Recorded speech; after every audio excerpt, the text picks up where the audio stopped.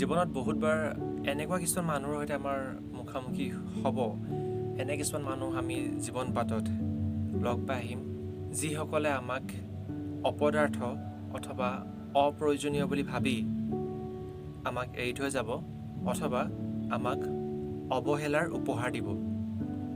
কিন্তু বন্ধুসকল, যিসকল মানুহক এই পৃথিৱীখনে বহু সময়ত অপদাৰ্থ অথবা অপ্ৰয়োজনীয় বুলি ভাবিছিল, সেইসকল মানুহেই আগলৈ গৈ পিনি নতুন ইতিহাস সৃষ্টি কৰিলে।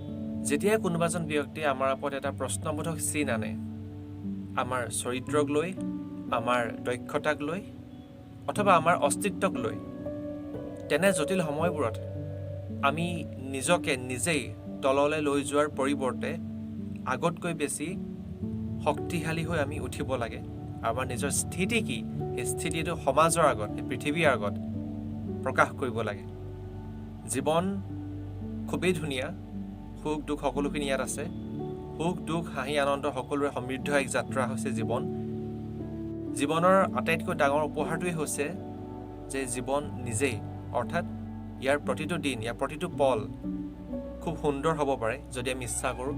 জীৱনে আমাক দৈনিক এটা সুযোগ দিছে নিজকে প্ৰমাণ কৰিবলৈ, নিজৰ জীৱনটো আৰু অধিক সুন্দৰকৈ সজাবলৈ, আৰু লগতে আমাৰ সৌন্দৰ্যতাই যাতে এই পৃথিৱীখনক আলোকিত কৰি তুলিব পাৰে, তেনে এক সোণালী সুযোগ এই জীৱনে আমাক প্ৰতিদিনেই দি আছে বন্ধুসকল। কিন্তু আমি নিজৰ ফ'কাছটো, আমাৰ ধ্যানটো য'ত দিব লাগে তাত নিদি যদি আমি অন্য কিছুমান অলাগতিয়াল ব্যক্তি আৰু অলাগতিয়াল কিছুমান কামত সময় দি থাকোঁ, তেন্তে অৱশেষত আমি নিজে পস্তাবলগীয়া হ'ব। ডাঙৰ সপোন এটা বাস্তৱ কৰিবলৈ যে বহুত কিবাখিনি আমি প্ৰিপেৰেশ্যন কৰিব লাগিব তেনেকুৱাও নহয়। মাথো নিজৰ এটা জিদ লাগে। কতজন আহিছে আৰু কতজন গৈছে মনতনো কোনে ৰাখিছে? কিন্তু সেইসকলকে মনত ৰাখিছে যিসকলে ইতিহাস সৃষ্টি কৰিছে, যিসকলে কেৱল এটা সংস্থাপন নহয়, যিসকলে পৃথিৱীত এটা ইতিহাসৰ সৃষ্টি কৰিছে।